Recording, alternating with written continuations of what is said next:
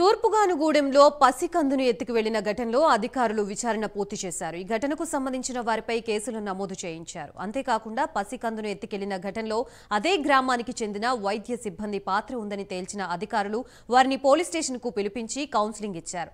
విచారణ పూర్తి అయిన వెంటనే ఒక నివేదికను తయారు చేసి కలెక్టర్కు అందించారు. ఇక మరోవైపు కలెక్టర్ ఆదేశాల మేరకు పోలీసులు పసికందుని తిరిగి తీసుకొచ్చేందుకు ప్రయత్నాలు ముమ్మరం చేశారు.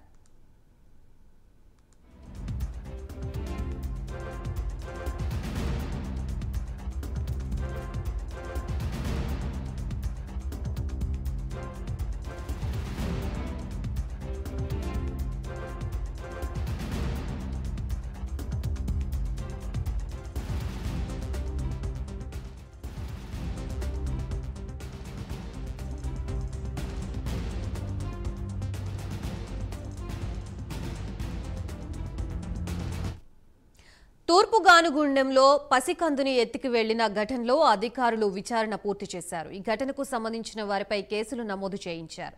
అంతేకాకుండా పసికందుని ఎత్తుకెళ్లిన ఘటనలో అదే గ్రామానికి చెందిన వైద్య సిబ్బంది పాత్ర ఉందని తేల్చిన అధికారులు వారిని పోలీస్ స్టేషన్కు పిలిపించి కౌన్సిలింగ్ ఇచ్చారు. విచారణ పూర్తి అయిన వెంటనే ఒక నివేదికను తయారు చేసి కలెక్టర్కు అందించారు. ఇక మరోవైపు కలెక్టర్ ఆదేశాల మేరకు పోలీసులు పసికందుని తిరిగి తీసుకొచ్చేందుకు ప్రయత్నాలు ముమ్మరం చేశారు.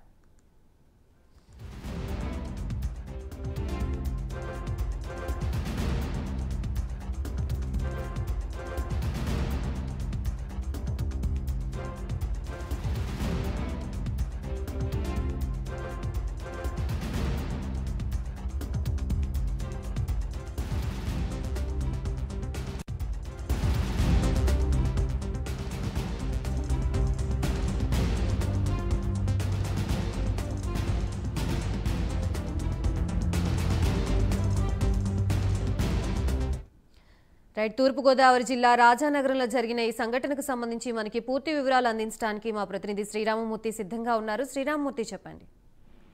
గాయత్రి, ఏదైతే రాజానగరం మండలం తూర్పుగోదావరిగూడెంలో ఆదిలక్ష్మి అప్పారావు దంపతులకు సంబంధించిన 8 రోజుల బేబీని అపహరించుకుపోయిన, అంటే వీళ్ళు అమ్మేసిన వాళ్ళు అపహరించుకుపోయిన మొత్తం కేసుని విచారణకి జిల్లా కలెక్టర్ ఆదేశించారు. ఆ జిల్లా కలెక్టర్ ఆదేశాలతోటి నిన్నంతా కూడా విచారణ పూర్తి చేశారు. దీనికి సంబంధించి కూడా రాజానగరం పోలీస్ స్టేషన్ లో తల్లిదండ్రుల చేత కేసు కూడా నమోదైంది. దీంతో వెంటనే రంగంలోకి దిగిన రాజానగరం పోలీసులు ఎక్కడ పాప ఉన్నది అనేది ట్రేస్ అవుట్ చేస్తున్నట్టు తెలుస్తుంది. మరి కాసేపట్లో తల్లిదండ్రులకి ఈ రోజు అప్పగించే అవకాశం కూడా కనిపిస్తుంది. ఇక్కడ రాజానగరం సిఐ కాశీ విశ్వేశ్వరరావు నేతృత్వంలో బేబీ ఎక్కడుందో అనేది సెల్ ఫోన్ల ఆధారంగా, వాళ్ళ సిగ్నల్స్ ఆధారంగా ఆ విచారణలో వెల్లడైన కొన్ని అంశాలని దృష్టిలో పెట్టుకుని ఇక్కడ రాజమండ్రి పరిసర ప్రాంతాల్లోనే ఉన్నట్టు ట్రేస్ అవుట్ చేసినట్టుగా తెలుస్తుంది. ఈ రోజు తల్లిదండ్రులకి పాపని చూపించే అవకాశం కూడా కనిపిస్తుంది. మొత్తం మీద ఐసిడిఎస్ ప్రాజెక్ట్ అధికారి విజయ్ కుమార్ ఆధ్వర్యంలో, అలాగే ఎంఆర్ఓ, పోలీసు అధికారులు, మా వైద్య సిబ్బంది కలిపి ఈ విచారణ నిన్న తల్లిదండ్రుల్ని విచారించారు. అలాగే ఎవరైతే వైద్య సిబ్బంది ఇన్వాల్వ్మెంట్ ఉందంటున్నారో వాళ్ళని కూడా పిలిచి విచారణ చేశారు. దీంతో మొత్తం ఒక కొలిక్కి వచ్చింది. విచారణలో విషయం అంతా కొలిక్కి రావడంతో రాత్రి రాజానగరం పోలీస్ స్టేషన్ కేసు నమోదు అయిన తర్వాత పోలీసులు రంగంలోకి దిగి జిల్లా ఎస్పీ నరసింహ కిషోర్ ఆధ్వర్యంలో ప్రత్యేకమైన టీంను పంపి ఐడెంటిఫై చేశారు. అది ఈ రోజు తల్లిదండ్రులకి చూపించే అవకాశం ఉంది. ముందుగా ఈ విషయం మీద కలెక్టర్ కి నివేదిక ఉన్నారు.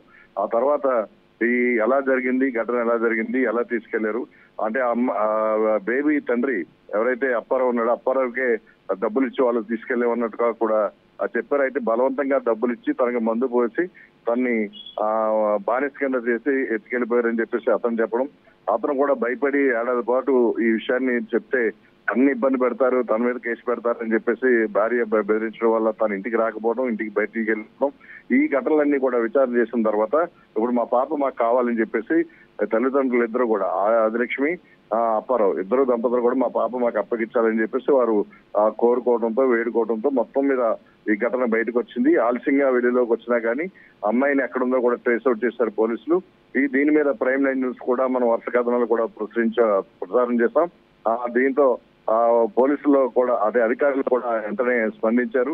ఆ జిల్లా కలెక్టర్ ప్రశాంత్ మాత్రం వీరు వెళ్లి విజ్ఞప్తి చేయగానే ఆ ఘటన పట్ల విచారణ కమిటీని ఆదేశించి ఒక్క రోజులో తనకి ఆ రిజల్ట్ రావాలని చెప్పి కూడా ఆదేశాలు ఇవ్వడంతో మొత్తానికి ఆ విచారణ పూర్తి చేసి ఆ బేబీ ఎక్కడుందో కూడా ట్రేస్ అవుట్ చేశారు. ఈ రోజు తల్లిదండ్రులకి అప్పగించే అవకాశం కూడా కనిపిస్తుంది. గాయత్రి.